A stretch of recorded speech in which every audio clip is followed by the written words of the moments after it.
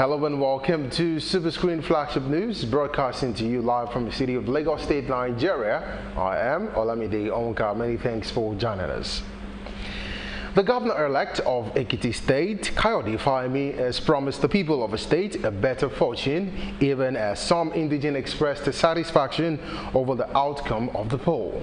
Fayemi, who disclosed this shortly after the announcement as winner of the election, called for unity amongst the people, irrespective of the party differences. Details in this report. With the result of the governorship elections announced in Ekiti State, a candidate of the All Progressives Congress, APC, Kayode Fayemi, declared winner of the polls. Hundreds of supporters stormed the streets of Ekiti in celebration with the governor-elect, who rode in parade to the state secretariat of the APC.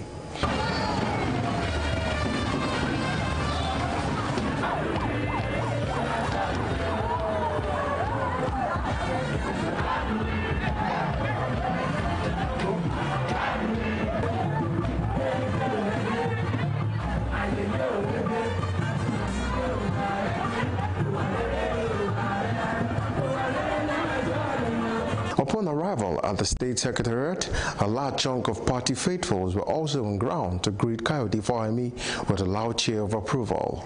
In his remarks, the governor-elect thanked the people of Ekiti for uniting as a people with one voice and stand against the ruling People's Democratic Party, PDP.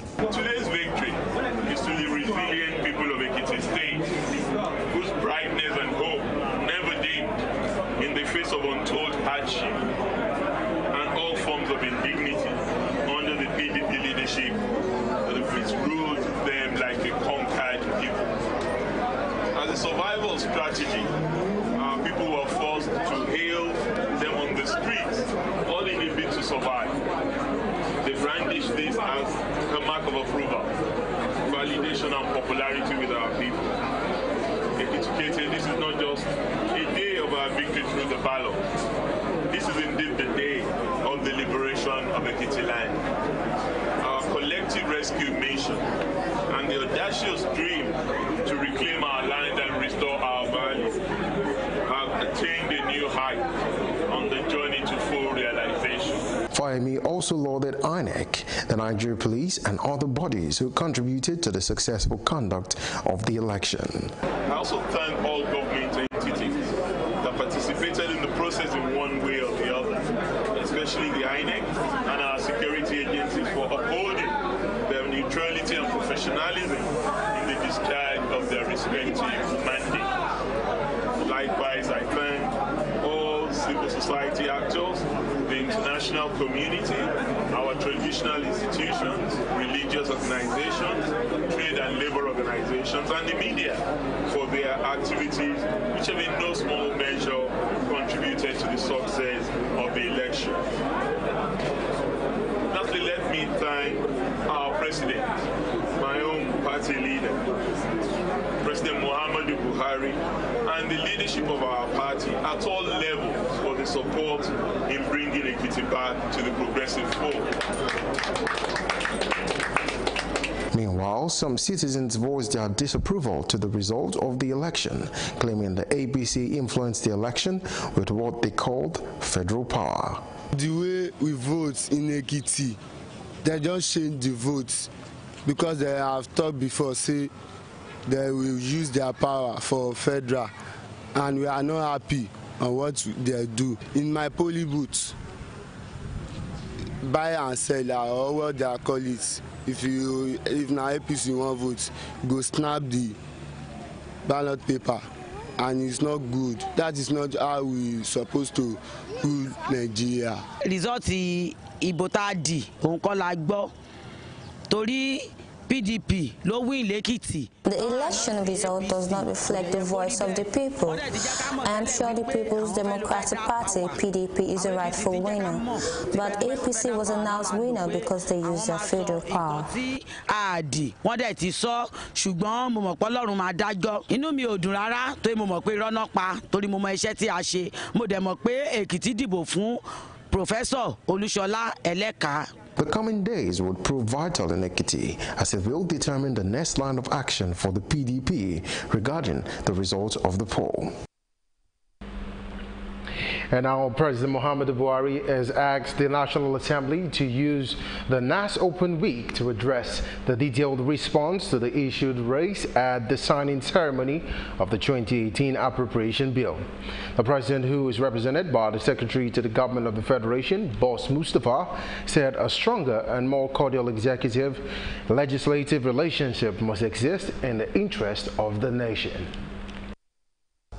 While my desire was premised on the need to bring about better development outcomes in 2018, using the budget, it was regrettable that the required executive legislature collaboration was not reflected in the time it took to pass the bill.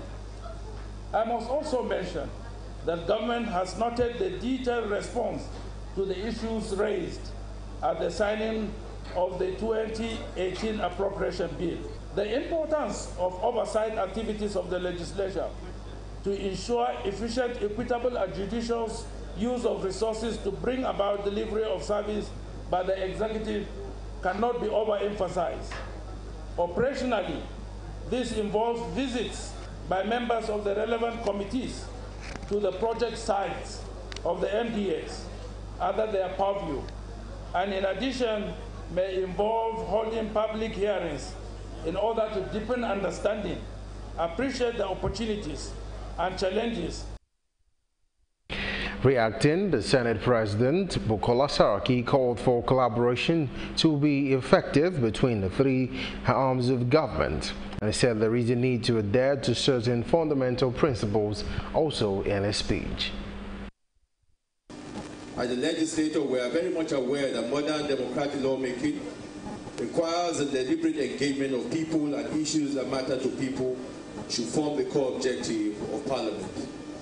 The Open Week ensures that the National Assembly is in tune with the mood of the nation. Because from our finding, we find that the majority of Nigerians sometimes are not sure of the policies of the work of the National Assembly. We hope through this process that we'll be able to understand our role and our responsibility. We will understand the work that we do, the bills that we pass, the process that it takes, and all the procedures and processes that are required. Speaker of the House of Representatives, Yakubu Dogara, also said the National Assembly has opened its budget to the public within the ambit allowed by the appropriation laws and process, and called on other arms of government, particularly the executive, to open its doors and activities to legislative scrutiny. May I also use this opportunity to call on other arms of government, particularly the executive branch, to open its doors and activities to the legislative scrutiny. Contrary to some mischief makers who obviously are enemies of open society, legislative oversight and scrutiny is very critical to government or to good governance. And now the federal government says the Presidential Executive Order No. 6 of 2018 will have immediate effect on 155 high-profile corruption cases involving 595 billion naira. Minister of Information and Culture, Lai Mohammed, who disclosed this in Lagos, described the order as the administration's most potent weapon against corruption till date. According to him, the order is not unconstitutional, dictatorial, nor ultra-vires as claimed by the opposition. He also said President Muhammadu Buhari is not the first democratically elected president to use executive order, adding that the former president Shehu Shagari and Olusegun Obasanjo issued such orders. And now Ekiti State Governor Ayodele Fayose has reacted to the People's Democratic Party's loss at the July 14th Ekiti State gubernatorial elections. Fayose, who has been silent all weekend, said the party will reclaim victory in court, adding that the president should bury his head in shame for using the police, army, Nigerian Security and Civil Defense Corps and INEC to snatch the mandate given to Olushola and deliver it to Fahimi. He also said the President Buhari administration has demonstrated truly that he is not a Democrat but a dictator and fascist by excellence. The national chairman of the People's Democratic Party, Uche Secondus, says the results from the Ekiti governorship election, which the candidate of the ruling All Progressives Congress (APC) emerged winner, cannot stand. In a statement by his media advisor, Ike Abonye, Secondus thanked Nigerians, particularly those who stood by the PDP during the struggle for Ekiti, and assured them that justice will surely prevail. Secondus also asked Nigerians who believe in democracy and the rule of law not to be deterred by obvious vote robbery because it would stand the test of time. Meanwhile, the Benue State Governor, Samuel Autumn, has announced that he is no longer with the ruling All Progressives Congress (APC). Autumn disclosed this while swearing in the newly appointed Special Advisor on Local Government and Chieftaincy Affairs. The governor is yet to disclose his new political party, but however, said that as soon as he makes up his mind, he would make it known to the Benue people.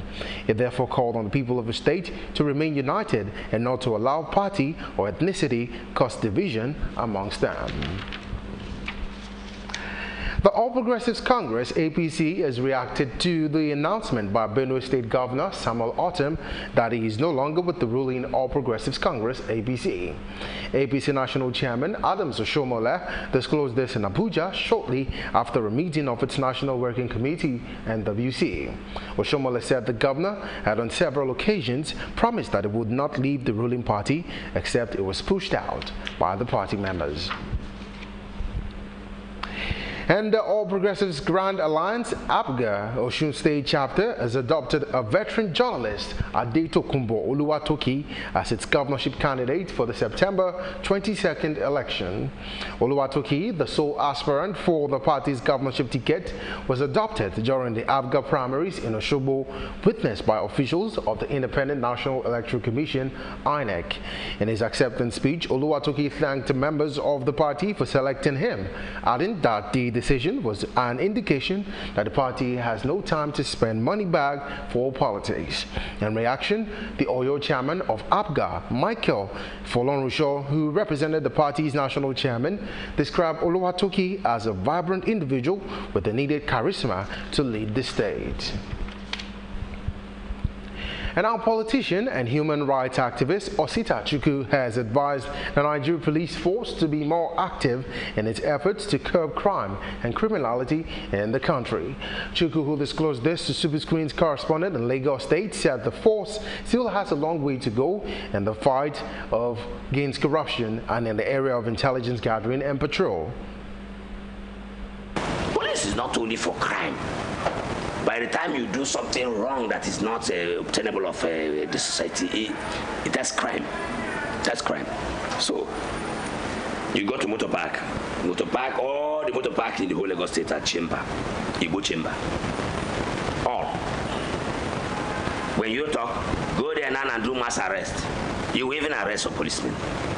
Our intelligence are not there working perfectly as they could, or as we feel that they could work. Either because they carry quite a number of them to place on one side, guiding one man. When you see 30 policemen guiding one man, 10 policemen guiding a bank, insurance company, and so on, how many policemen? Other places, the way they run the policing is how many banks, parastatals, conglomerates, and so on that want police. They will work it out. How many do the public need? How many do we need in the marketplaces? How many do we need on the checkpoints, on the roads? And still on matters in security, the Nigerian Army has denied reports that some of its soldiers and military vehicles are missing after a Boko Haram attack on the troops during an operation in Borno State. Director of Army Public Relations, Brigadier General Texas Chukwu, in a statement made available to journalists, debunked this report, noting that it is untrue and misleading. The Nigerian Army also assured members of the public, particularly residents of the Northeast, to disregard the report as their safety is guaranteed. And now the Save Humanity Advocacy Center, SHAC, has described the report in a section of the media alleging that some members of the Boko Haram sect are currently hoisting their flags in some parts of the northeastern region of Nigeria as fake, ridiculous, and totally unacceptable. Director of Communications of SHAC, Lawrence Aldu, who disclosed this in Abuja, said the false report is capable of putting the life of humanitarian workers in danger and thwarting efforts at relocating internally displaced persons back home. He therefore called on Nigerians and the international collaborators to disregard the stories being churned out by cyber thugs. The Nigerian military has won the war against terror, and no Jupiter can reverse the successes achieved, even if they are happy or not. We stand to be corrected by saying efforts are ongoing and credible humanitarian organizations have continued to work with the IDPs with a view of returning them back to their homes safely. At this juncture, distinguished ladies and gentlemen, we call on all Nigerians to verify the sources of their information before rebroadcasting, because statistics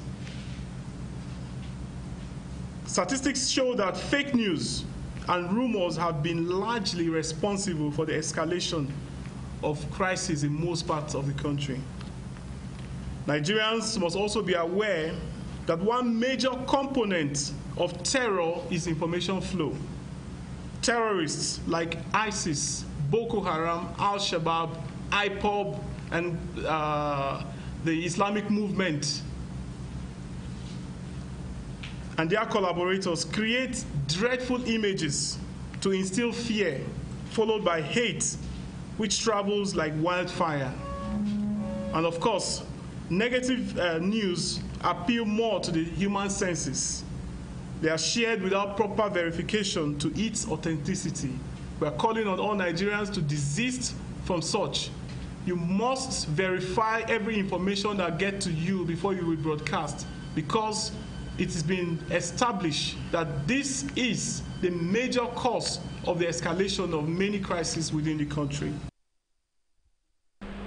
And now coming up at the Superscreen News tonight, the Federation Account Allocation Committee is to probe the 90 billion naira underpayment by the Federal Inland Revenue Service. That's on the business scene. Details of this story and many more after the break.